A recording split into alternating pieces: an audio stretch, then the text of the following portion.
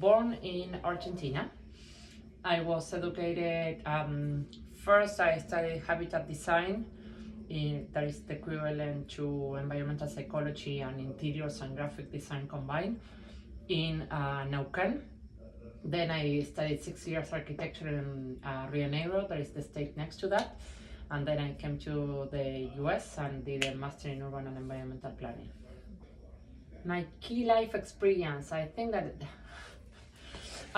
probably the first one is that I grew up in a place that doesn't exist anymore.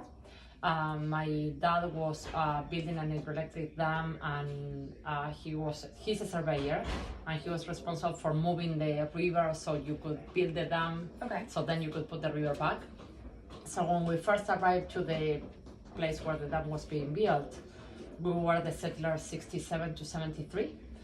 So we were one of the first ones, and when we left, we were less than the 100 less settlers. So one of my favorite books growing up was The Little Prince, and The Little Prince talk about your place in the world. Mm-hmm. It doesn't matter where you are, how do you make that place your place in the world.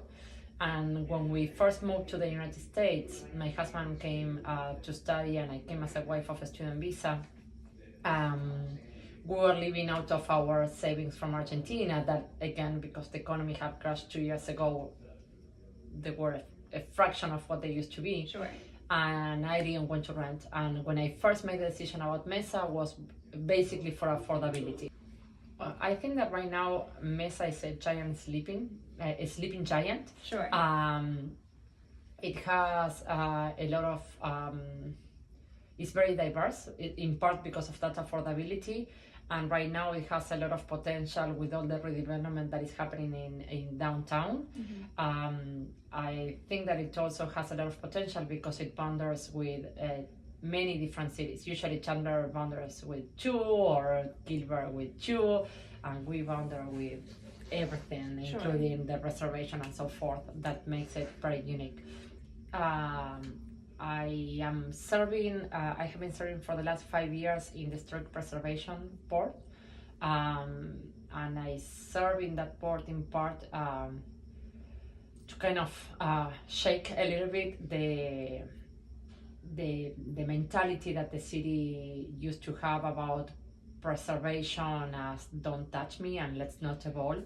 I think that at some point, to me, there are 2 questions. One is about the collaboration, sure, and one that is about bringing awareness of the impact of the work. And when I talk about my work, with the exception of the ones that I am a solo, like the Historic Preservation Board and the museum and so forth, most of the work that I do is with my students. And basically, my students collaboratively with me and with city stakeholders explore different alternatives.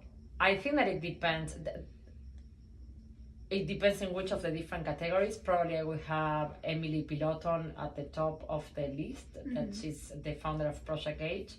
I will have Sinclair also at the top of the list. I like the work of John Peterson with the 99% also at the top of the list.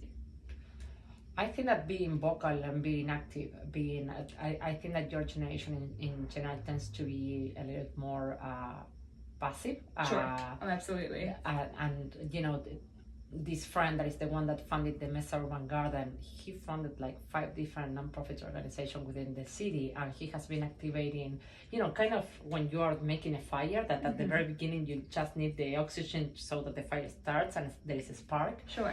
I think that your generation has all the means to spark